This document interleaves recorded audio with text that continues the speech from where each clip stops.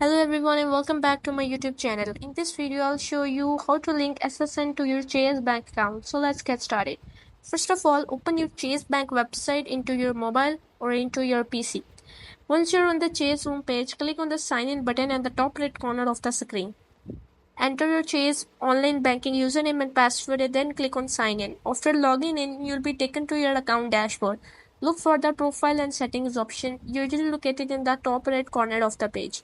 Click on Profile and Settings and then select Personal Details from the drop-down menu. In the Personal Details section, you'll find the option to update your social security number. Click on Update SSN. Enter your social security number in the provided field. Make sure you double check for any errors. Once you've entered your SSN, click on Save button to link it to your account. You should see a confirmation message indicating that your SSN has been successfully linked to your Chase account. And that's it. You have successfully linked your social security number to your Chase bank account. If you found this video helpful, please consider giving it a like and subscribe my channel for more tech videos. We'll see you in the next video.